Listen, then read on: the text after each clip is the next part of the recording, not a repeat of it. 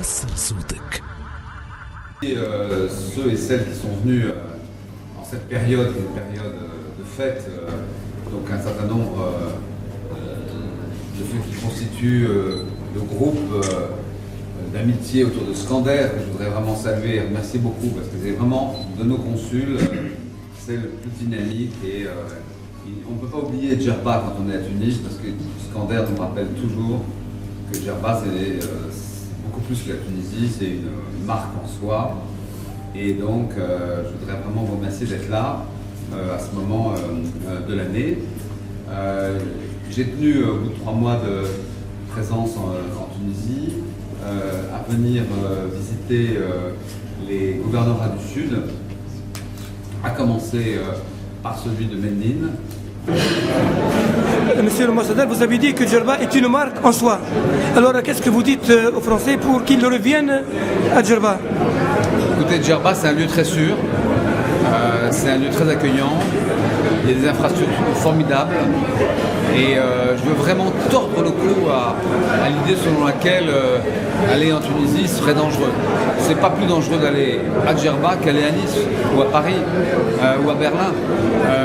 Et donc nous sommes tous exposés en ce moment à un mal qui nous relie d'une certaine manière, la lutte contre le radicalisme, mais je peux vous assurer que je viens souvent à Djerba, que les conditions de sécurité sont extraordinaires, qu'il y a eu un travail très important qui a été fait et que Djerba c'est un monde en soi, c'est pas seulement des plages, c'est un écosystème, c'est une histoire, c'est des monuments, et que c'est vraiment un lieu magnifique pour passer des vacances là à la fin de l'année, mais toute l'année.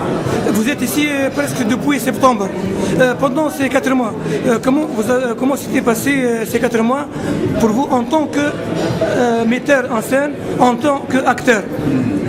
Oui, c'est vrai que je suis diplomate, mais aussi j'ai une vie comme écrivain, comme homme de culture, et je suis très impressionné par l'importance que ce pays donne à l'éducation et à la culture.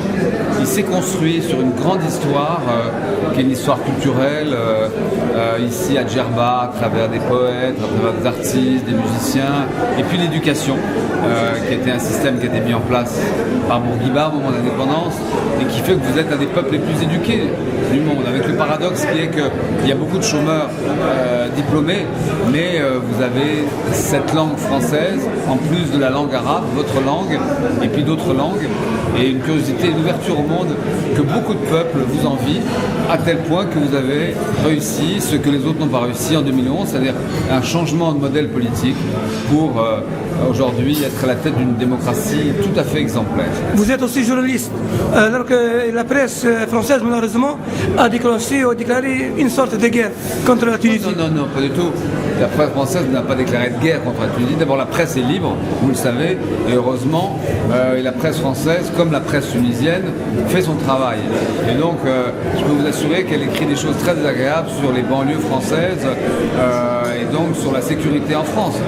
Bon, vous avez vu un article qui a dû vous déplaire, moi aussi il m'a déplu, mais les journalistes sont libres d'écrire. Il y a plein de gens qui ont écrit beaucoup depuis quelques années en disant venez en Tunisie parce que c'est un endroit lié à la démocratie. Ne croyez pas en tout cas qu'il y a un plan de la presse française. Il y a des journalistes, ils font ce qu'ils veulent et on les laisse écrire ce qu'ils veulent. Ça c'est le principe. Mais vous savez, là en ce moment, lié évidemment aux attentats qui ont eu lieu à Berlin, il y a un moment comme ça d'un peu d'irritation, mais dans 15 jours, 3 semaines, franchement, ces questions-là seront oubliées. Ce qu'il faut en effet, c'est que chaque pays traite ses problèmes qui sont liés à la radicalisation. En France, c'est le cas aussi, évidemment. Mais je sais que la Tunisie fait vraiment le maximum avec beaucoup d'autorité. Et ça, je tiens à remercier les autorités tunisiennes, le ministère de l'Intérieur et le ministère de la Défense, qui vraiment, et le ministère de la Justice, qui vont redonner l'image de la Tunisie qu'on aime, l'image d'un pays très paisible. L'objectif de votre visite à Médine, à Djerba?